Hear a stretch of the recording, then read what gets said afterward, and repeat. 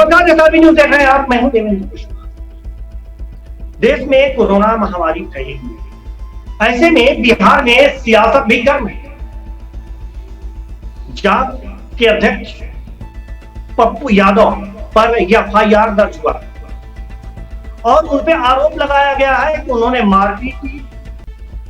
साथ ही यह भी आरोप लगाया गया है कि उन्होंने कोरोना गाइडलाइन का पालन नहीं किया और साथ ही सरकारी कार्यों में उन्होंने बाधा उत्पन्न की।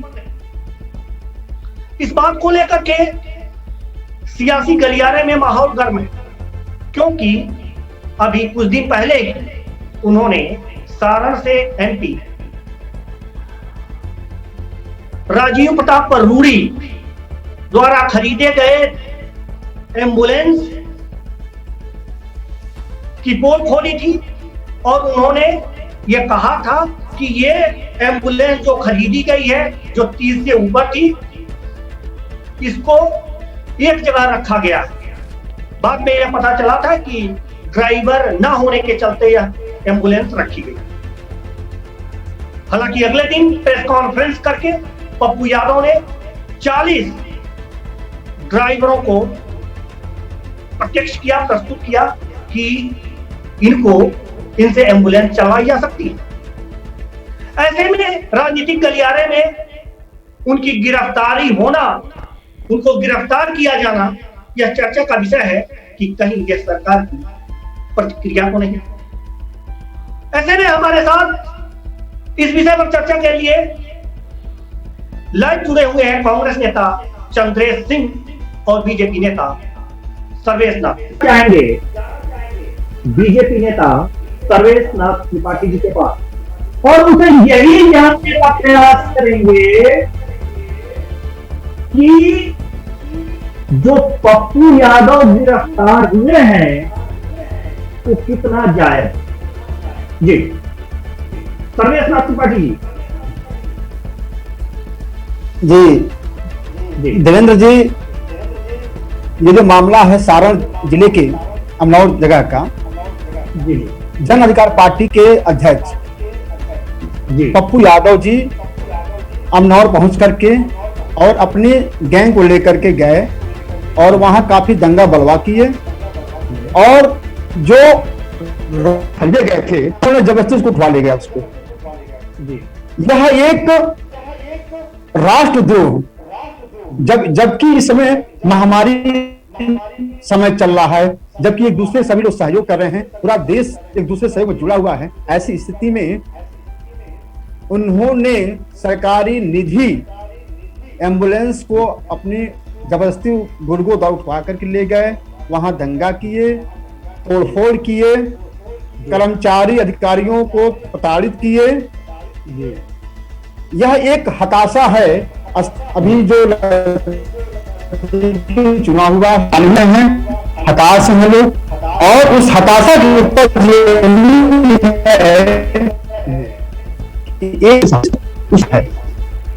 यानी कि वाजिब है पप्पू यादव ने जो कार्रवाई किया है, आप कर रहे हैं वाजिब है।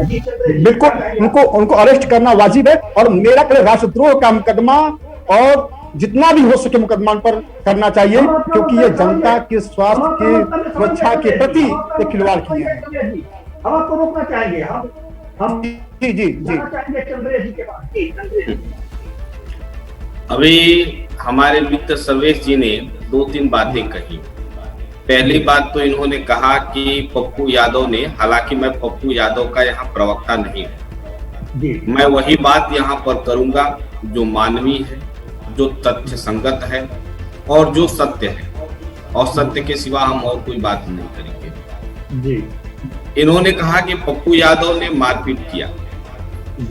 पप्पू यादव जब बिहार एम्बुलेंस के अभाव में त्रस्त था, बिहार में लोग मर रहे थे और ये सूचना पप्पू यादव को मिला कि राजीव प्रताप रूड़ी के घर पर एम्बुलेंस रखे गए हैं जिससे वो बालू ढुलाने का काम करते हैं, तो इस घटना का पर्दाफाश करना भारत के हर नागरिक का कर्तव्य है और उन्होंने वही किया जो एक नागरिक को करना चाहिए।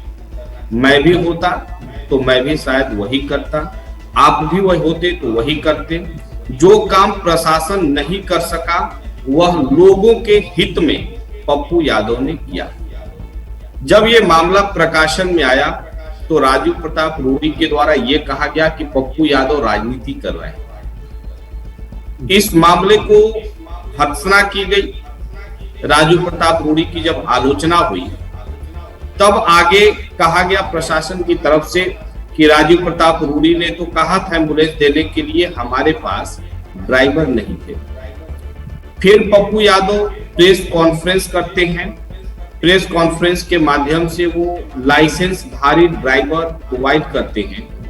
जब बिहार में नीतीश कुमार की सरकार, भारतीय जनता पार्टी पूर्ण रूप से बेनकाब हो गई तो बोलते हैं ना कि खिसियाई बिल्ली खंभा नोचे। जो पप्पू यादव ने काम किया, पप्पू यादव ने काम किया और पप्पू यादव के गिरफ्तारी का विरोध भाजपा के ही कई नेता किए हैं। यह मानवता पर हमला है, यह मानवीय मूल्यों पर हमला है, यह नैतिक मूल्यों पर हमला है और ऐसा करना संविधान के ऊपर हमला है। वो भी ऐसे समय में जब लोग कोरोना से मर रहे हैं। आप ये बताइए एक छोटी सी बात, कौशल विकास योजना के तहत, श्रीमान जी एक मिनट, कहाँ पहुंच गए यही कहता हूँ ना। अभी वो कहाँ पहुंच गए? कौशल विकास का सुना गया, आप बताइए क्या मतलब कौशल विकास का? कैसे मैं जो बात कह रहा हूँ सुनिए, आप मामला उठा पप्पू यादव ने चले कौशल विकास पर, ये क्या बात है? आप मुद्दे पर आइए। यही कांग्रेस में बात करेगी आकाश में आप लोग, यही मामला है आप लोग। मेरा प्रश्न ये है कि चंद्रेश जी का कहना है कि सांसद निधि से पैसे आहरित करके जो एम्बुलेंस खरीदी गई थी उसमें बालू धुलाई का काम किया जा रहा था। जी हाँ, ये आरोप है। और तो सुनिए, प्रशासन के तरफ से कहा गया कि ड्राइवर नहीं है। मेरी बात सुनिए, प्रशासन की तरफ से ये कहा गया कि ड्राइवर नहीं है। कौशल विकास योजना के तहत जब ये कौशल देवेंद्र जी, अरे चंद्र जी चुप हो जाइए, अरे चुप हो जाइए, अरे चुप हो जाइए। और जहाँ पर ड्राइवर प्रशिक्षण के लिए स्कूल खोला, आपने कितने ड्राइवर प्रशिक्षित किया? आप चुप हो जाइए, चलाने के लिए मेरी बात को अरे यही मैं कहता हूँ ना, ये लोग बिना देखिए आप लोग जानेंगे कुछ नहीं, बस बोलते जाएंगे। आप इन्होंने कहा पप्पू यादव पर मुकदमा होना चाहिए, ये अलग बात है। तर्कहीन बातें मत करिए कि प्रधानमंत्री नरेंद्र मोदी पर होना चाहिए। तर्कहीन बातें, कोरोना से मर रहे थे बिहार में, बंगाल में, केरल में जनसभाएं करके लोगों के मौत। तर्कहीन बातें मत करिए, अरे सार्थक बात करिए, सार्थक आप सार्थक बात करिए, आप सार्थक बात करिए ना। आप क्यों बिना मेरे बात के जा रहे हैं? आप सार्थक बात करिए। नीतीश कुमार के विरुद्ध आप क्या बात करेंगे? हाँ जवाब देंगे कि क्या उस एम्बुलेंस से बालू धुलाई का काम क्यों किया जा रहा था? आरोप लगाया है चंद्रेश जी ने। चंद्रेश जी जवाब दीजिए।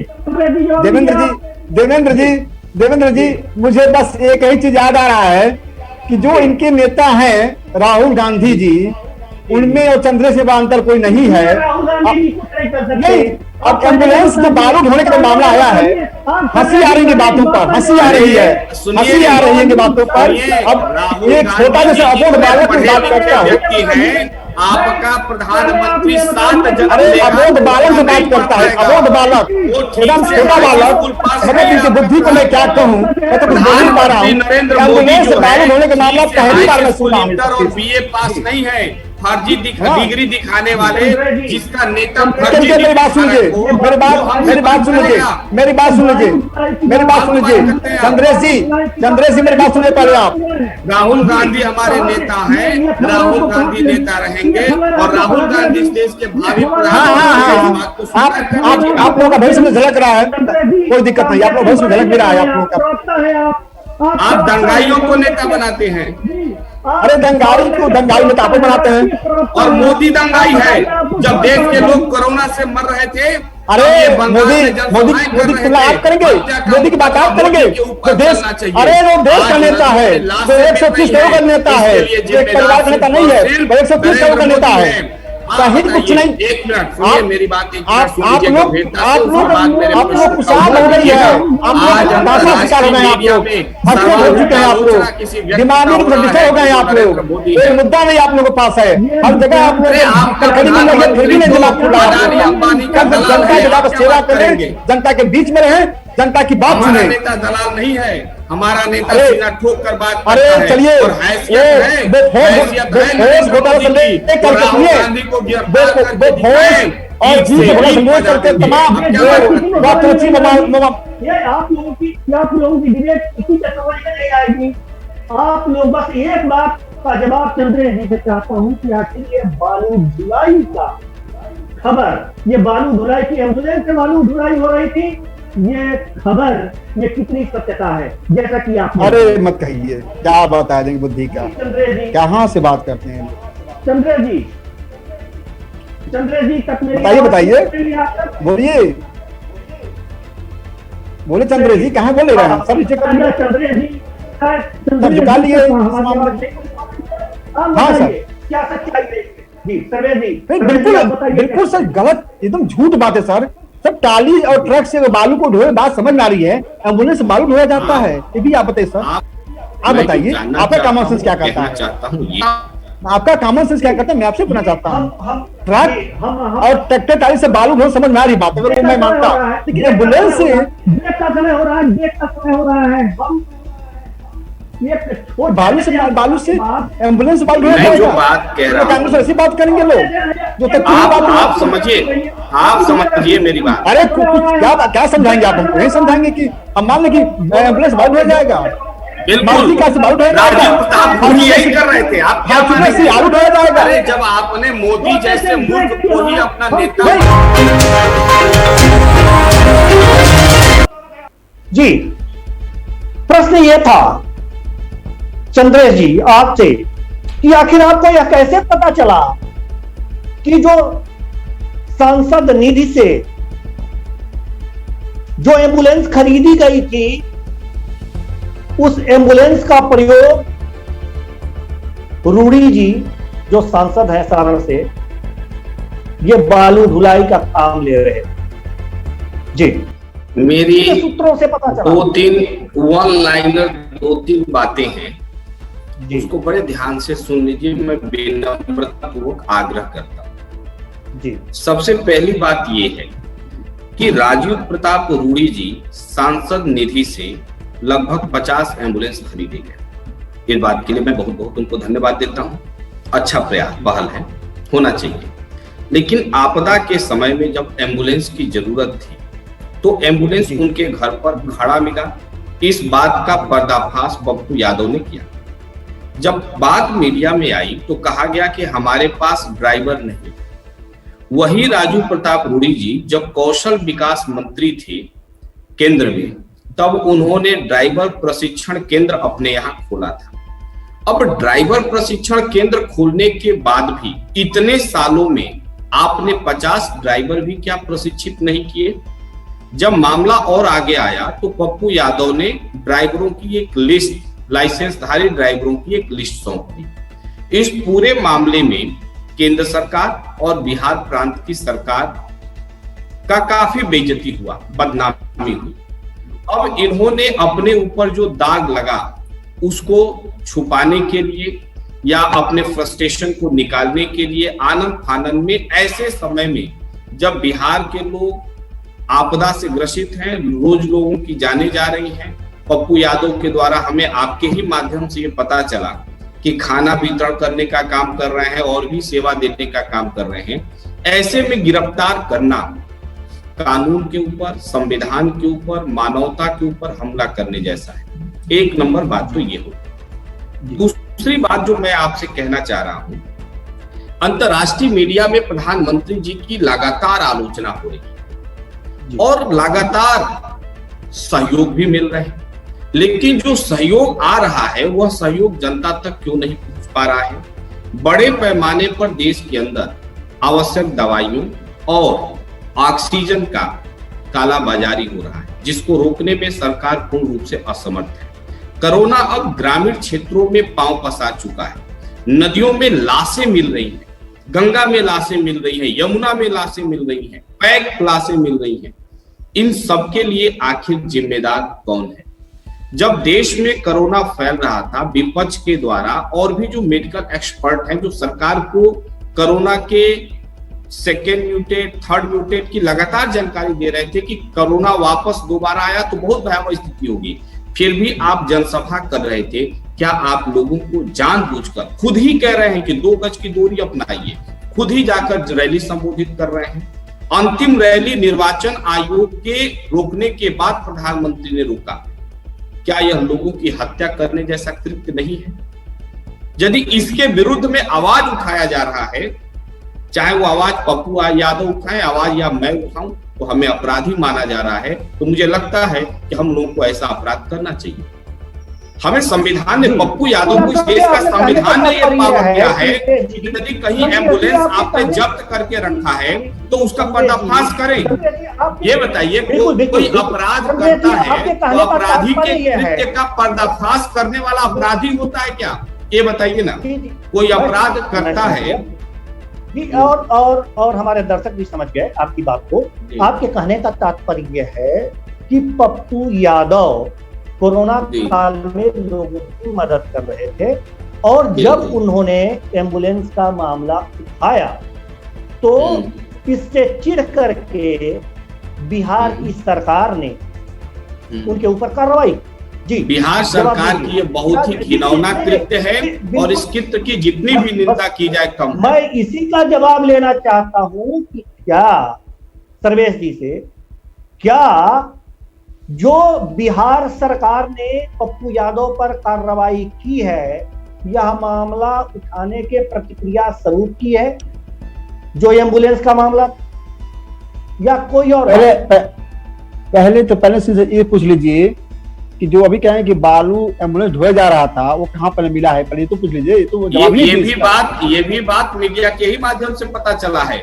हम राजीव प्रताप रूडी के घर में जाकर कैमरा नहीं लगाए हैं, ये बात मीडिया बताया है, समाचार पत्र बताया है, और बिहार के लोग ये बात कहे हैं। जी जी जी, चंद्रेश जी, चूंकि अभी लाइट हमारे लाइट चली गई, कोई बात नहीं, वहाँ चली गई है, कोई बात नहीं। ये उत्तर प्रदेश में भाजपा सरकार में लाइट आने और जाने का कोई समय निर्धारित नहीं रहता है। जी जी, ये भी एक व्यवस्था है। नहीं देवेंद्र जी पहले एक डिसेंट्री को जवाब मैं दे दूं। आप खुद बता सकते हैं कि पहले कितनी लाइट रहती थी बसपा, सपा, कांग्रेस में और भाजपा? चलिए ठीक है, वो हमारा सब्जेक्ट आपसे नहीं बताना है, आपसे नहीं बताना है, अगले आगे कभी। हाँ ठीक है, वो झूठा आरोप लगा। लेकिन मुद्दा पप्पू यादव है, दूसरी की गई कार्रवाई है वो। हाँ, पहली बात बता दूं सर की, चंद्रेश जी को सरकार ने कार्रवाई की है क्या? हम यही जानना चाहते हैं आपसे जी। हाँ, चंद्रेश जी को पप्पू यादव पर कार्रवाई की गई संविधान के विरुद्ध था, लेकिन पप्पू यादव ने तोड़फोड़ किया, कर्मचारी को पीटा, दंगा बलवा किया, ये संविधान विरुद्ध कार्य नजर नहीं आता है। पहली बात इनको। दूसरी बात इनको मैं बता दूं, जितना बात कहे हैं कि वो बालू ढोना, प्रशिक्षण देना, कौशल विकास के माध्यम से ये करना, ये सब तथ्यहीन बातें हैं, ये बनावटी बातें हैं जिसमें कोई सत्ता नहीं है इसमें। दूसरी बात, बनावटी बात चंद्रेश जी पक्ष रख रहे हैं, बिल्कुल बनावटी बात, इसमें कोई दम नहीं है, उसमें कोई तथ्य नहीं। हकीकत यह है, क्या है स्थिति यह है कि अपने निधि से सांसद ने 30 एम्बुलेंस खरीद करके जनता के बीच में चलाने के लिए। बताइए सर कि आप बता दीजिए, आप ये बताइए ना सर्वेश जी, नहीं सर्वेश जी आप ये बताइए ना कि 30 एम्बुलेंस अगर तो उन्होंने खरीद दिया सांसद की निधि से, तो क्या चालक की व्यवस्था कौन करेगा? जनता करेगी। चालक थे वहां पर, सब चल रहा था, वो करेगी। चालक थे तो वो जनता के बीच में एम्बुलेंस चल रहा था। मैं कह रहा हूं एम्बुलेंस चल रहा था, एम्बुलेंस किसने बंद कर दिया? 50 एम्बुलेंस चल रहा था, एम्बुलेंस रन कर रहा था, एम्बुलेंस रन कर रहा था। आप झूठा आरोप लगा रहे हैं आप। 1000 एम्बुलेंस खरीद ले, जब चालक की व्यवस्था नहीं होगी, जब चालक की व्यवस्था ही नहीं होगी तो एम्बुलेंस खरीद। और सुनिए बात, स्वास्थ्य सुनिए मेरी बात को। और आप जो आरोप लगा रहे हैं कि सरकार के पास स्वास्थ्य विभाग की जो बात कर रहे हैं कि लाशी जल रही है, सरकार पर व्यवस्था नहीं है। आप अरे सुनिए, मेरी बड़े पैमाने पर आप मेरी बात सुन, ऑक्सीजन का कालाबाजारी हो रहा है। अरे कालाबाजारी क्या होगा, हर मुद्दे पर बिल्कुल सब व्यवस्थित है। सरकार पूरी निगरानी में काम कर रही है, पूरी व्यवस्था कर रही है, ऑक्सीजन हर जगह मिल रहा है, हर जगह व्यवस्था हो रही है, ऐसी बात नहीं है। सरकार इस पर जिद है। और आप बताइए, आप बता दीजिए, आप बता दीजिए, आप सुनिए आप मेरी बात सुनिए। आए जबरदस्ती कह दो सब ठीक चल रहा है। अरे यार बिल्कुल सब ठीक चल रहा है। ये महामारी आजादी बाद पहली बार इसकी महामारी आई हुई है। आजादी बाद पहली बार इसकी महामारी आई हुई है। पहली बार महामारी से आई है। आप बता दीजिए कब आई महामारी? आजादी बाद ऐसी महामारी कब आई हुई है? और सरकार के पास तैयारी करने के लिए अरे सुनिए, आप इतने पढ़े लिखे हैं, आप इतने पढ़े लिखे हैं, आप सुनिए, आप इतने पढ़े लिखे हैं, बस इसी में बता दीजिए यूपीए का 5 साल का स्वास्थ्य बजट और उतना बराबर 1 साल का बजट एनडीए गवर्नमेंट का भी है। अरे कुछ पता है आपको? बजट की यहाँ नहीं है, क्या बात कर रहे हैं? क्यों नहीं बजट बात है? 5 साल लोग किया स्वास्थ्य खर्च, 1 साल का खर्च किया है सरकार ने। कि इन सालों में कदम बिल्कुल कदम सही जगह उठाई है, बिल्कुल कदम सही जगह। मेरा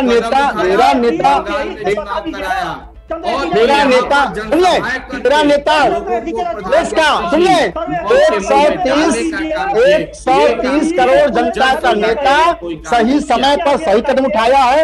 सबकी सुरक्षा हो रही है, सबके स्वास्थ्य के बारे में ये इस तरह की बात कर रहे हैं, इसका मतलब बिल्कुल अरे ये गोबर है और इसे कहते हैं। अरे गोबर तो आप कर दिए जब एक आदमी के बोलने से बात जा रहा है। गोबर बात आप लोग करते हैं, बिल्कुल बेवजह बात करते हैं, कोई तर्क नहीं है। न्यूज नहीं पढ़ते हैं, ये लाशों नदियों में तैरती हुई लाशों को नहीं देख रहे हैं। अरे वो सब राहुल गांधी का न्यूज है। अरे सब कांग्रेस का न्यूज है और राहुल गांधी का न्यूज है। अरे सुनिए ना, सब राहुल गांधी और कांग्रेस का न्यूज है, वो देश का न्यूज नहीं है। मैं न्यूज चैनल बोला है। किसी को हो जाए फिर पता चलेगा कि भाजपा सरकार हो रहा है, लोग ठीक भी हो रहे हैं। हमने अरे मैं खुद हुआ था, मैं खुद ठीक हुआ हूँ, मैं खुद ठीक हुआ हूँ। भारत में हर दूसरा तीसरा व्यक्ति प्रधानमंत्री जन औषधि के तहत सभी लोग कम पैसे में दवा करा करके सब लोग स्वस्थ हो रहे हैं, ठीक हो रहे हैं, गरीब वर्ग को सबसे ज्यादा फायदा मिल रहा है।